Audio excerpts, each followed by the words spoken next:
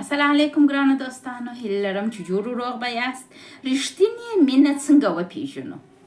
دا ډېر مهم سوال دی. څنګه پوه سو چې دا مینه رښتینې ده یا د رښتینې مینې مهمې ځانګړنې څه شي دي؟ نن به دا اړوند خبرې وکړو. مینه بېلابېل پړاوونه لري، بېلابېل ځانګړنې لري او د انسان په ژوند مختلف اغېزونه کوي. وایي د اغېزې یې ځینې مثبت او ځینې منفي دي چې باید موږ دا زده کړو. نن به د مینې اړوند ډېرې ښایستې خبرې وکړو.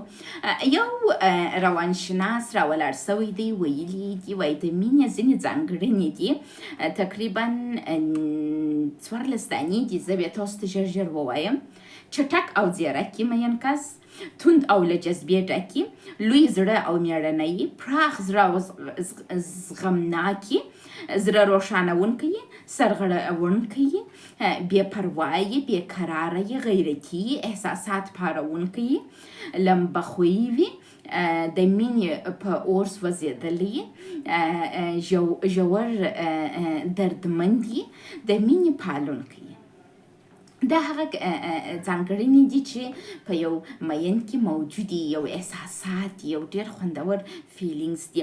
د مینې بهیر څه دی؟ مینه بعضې بهیرونه لري، تقریبا 4 دانې زه تاسو ته وایم چې څه شي دي. د مینې بهیرونه اول لیدنه او نږدېواله دی. د دې لپاره چې تاسو حقیقي مینه وکړئ باید تاسو لیدنه او نږدېوالی سره ولرئ. پرلپسې لیدنې او نږدې اړیکې د مینې د رامنځته کېدو احتمال زیاتوي. هغه کسان چې یو بل ډېر ویني د مینې احساس پکې ډېر رامنځته کېږي. نو دې ته توجه وکړئ. دوهم، ظاهري جذابیت په مینه کې ډېر مهم دی. ظاهري ښکلا د مینې په پیل کې مهم رول لري، خو یوازینی لامل نه دی. شخصیت، چلند او نورې ځانګړنې هم د اړیکې په دوام کې اغیز لري، خو دا هم ډېر مهم دی چې ظاهري جذابیت باید ولري. زه خپله ماته ډېر مهم دی که مثلا د یو چا سره رابطه ولرم یا یو څوک مثلا راته ګران یا مثلا خپل د 2 نکاحو تجربه که ووایم، ماته د سترګو ښکلا ډېره مهمه ده او دا زما یو معیار ټاکل سوی دی چې هر انسان ځانته یو معیار لري د مینې دپاره. بل دریم ورتهوالی دی. خلک عموما هغه کسانو ته مایلیږي چې له دوی سره د فکر، ارزښتونو، شخصیت او ټولنیز حالت له پلوه ورته وي. دا ورتهوالی د اړیکې د دوام امکان زیاتوي. دا زما دویمه نکاح ولې ناکامه سول؟ زموږ په مابینځ کې ورتهوالی نه و. زه چې یم عموما بخښونکی کس یم او داسې کس یم چې باور کوم، لیکن هغه داسې کس و چې باور یې نه کاوه، نه زه ورته ګرانه وم، نه زما د مینې د ډېرېدو دپاره څه کول. هېڅ زحمت یې نه کښي چې زما د خپلوۍ ته ادامه ورکړي. ټول رابطه ما ساتلې وه او ما ختم کړل. د رابطې د ساتلو دپاره هېڅ کوشش نه کوئ، خو ورتهوالی باید موجود وي. څلورم موضوع مینه او ناکامي ده. دا اړوند به خبرې وکړو. وایي کله چې د مینې په لار کې خنډونه او ناکامۍ رامنځته سي، د مینې احساس کله ناکله لا پیاوړی سي. وایي خو که دا حالت اوږد سي د خفګان او رواني فشار لامل هم ګرځي. بعض انسانان به تاسو لیدلي خپل مینې ته نه یې رسېدلی، لیکن خپله مینه ډېره پر ګرانه وي. یا بعض انسانان ډېر بېقراره سي. دا هغه علایم دي چې په یو حقیقي مین کس کې باید موجود وي او د حقیقي مینې دپاره دا شیان لازم دي چې باید موجود وي.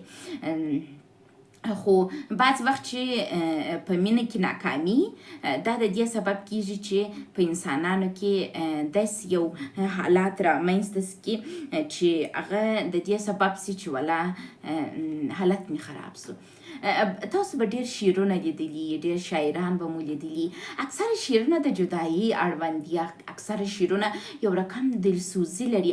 زه عموما په دې خاطر چې په روانشناسي کې پیشرفت وکړم، په دې خاطر چې خپل د څېړنو هدفو ته ورسېږم، ډېر عمر هغه غزلې اورم چې عاشقانه بخښونه ولري یا د جدایي یا د یو ځایوالي. ډېر تعداد شعرو ته چې زه متوجه سوې یم د جدایي یې د مین سره په فراق کې لیکل سوي یا بعضې د مین سره په وصل کې لیکل سوي.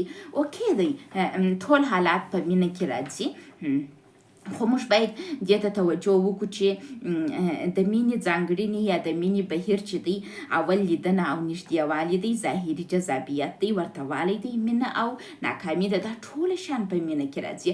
مینه یوازې داسې نه ده چې په مجذوب توګه د یو چا سره مینه وکړي. دا کوم مسایل چې ما تاسو ته شرح کړل دا ټول پکښې ستا او باید وي په مینه کې.